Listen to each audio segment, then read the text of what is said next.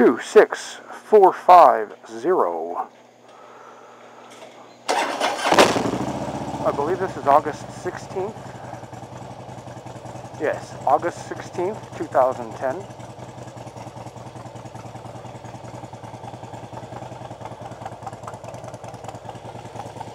Letting the old gal warm up a bit before I take off.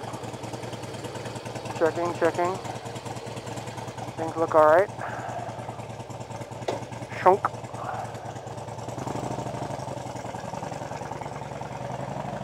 Today is my first day of school.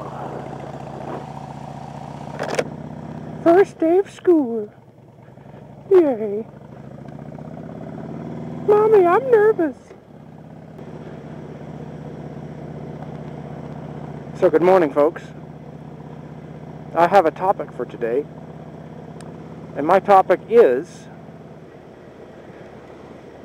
tell us about one of your favorite experiences, one of your favorite memories, something that happened to you when you were younger, or perhaps older. Like the best day you ever had, or the best date you ever had, the best first kiss. I guess we could call it the bests. Tell us about one of your best experiences ever. That might be an interesting topic to listen to.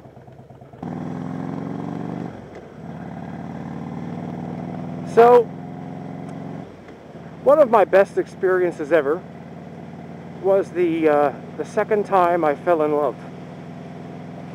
Yes, folks, that's right. The second time. The first time was awesome too, but that's a story for another day. Let's talk about the second time I fell in love. Because that was approximately 20 years ago, actually. So here's what happens. I was 20 years old, actually I wasn't even 20 yet, I was 19 years old going on 20. And I had worked for, 6 months or more to save up money for a trip after my sophomore year, I think it was, no, my freshman year, sorry. After my freshman year, I saved up for a trip to go to Paris to study French. I had gone 2 years previous. In 1988 I went, and had a great time, despite being dumped. That's the first girlfriend. Anyway, I go to Paris again in August of 1990.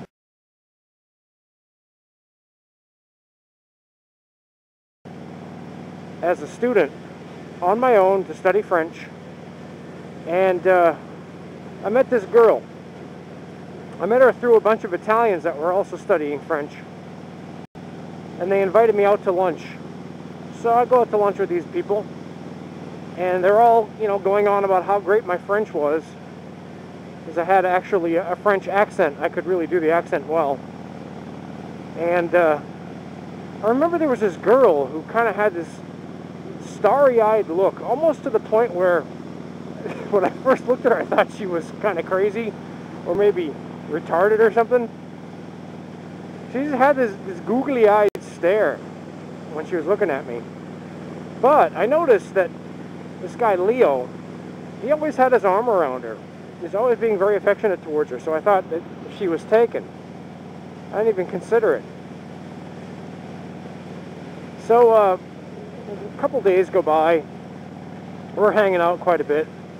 And I noticed that she's more and more gravitating toward me, and we're having great conversations, and things are going really well.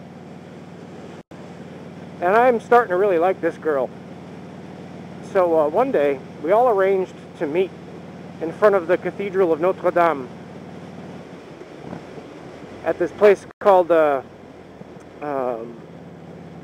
statue of Charlemagne. It was Charlemagne on his big horse right in front of the cathedral. So we always said, we'll meet under the horse, we'll meet under the horse. Sous le cheval.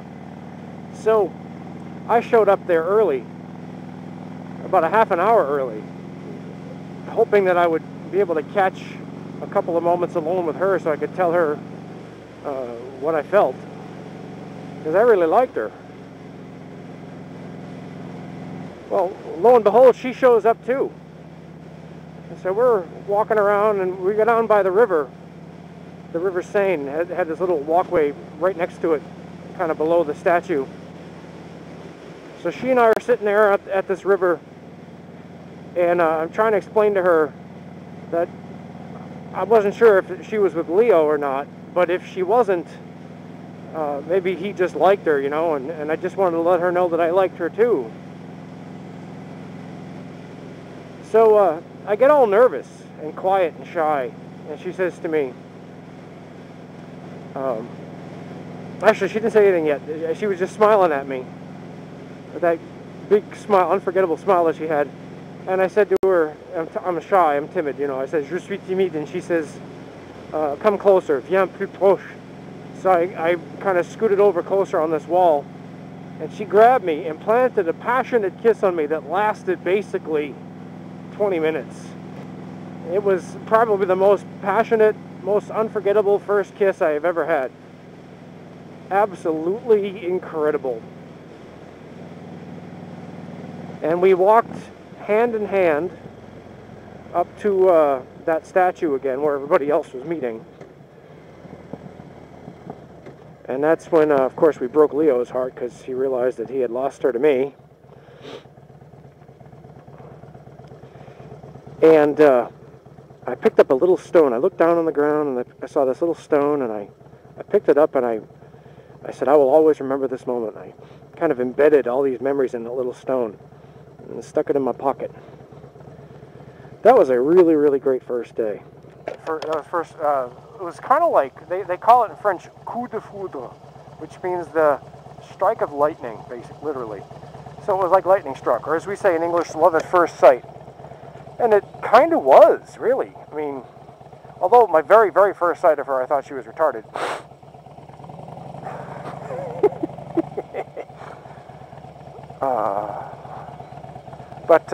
Yeah, we fell madly in love. And we spent the next month in Paris, the rest of that month, basically locked in an embrace. We just kissed and hugged and kissed and hugged, and were side by side or in front of one another the entire month, as long as we could. And the people, there was this boat that would pass by on the river where we were kissing, and the boat's called the Bateau Mouche, the fly boat. And it had all these lights and stuff, and all these tourists are looking at the scenery, and they saw us kissing, and of course everybody in the boat would go, woo! Because they love to see the young lovers kissing. That's a big tradition in Paris, and boy did we ever. So for me, if there's a heaven, I hope I can relive that month over and over and over and over again. Perhaps even that entire year. Look at this guy. I'd like to live that month and that year over and over again. So awesome.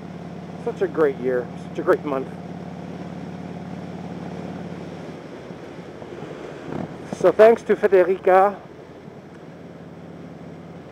for giving me one of the best experiences of my entire life. And thanks to all of you for listening. Tell us about your bests.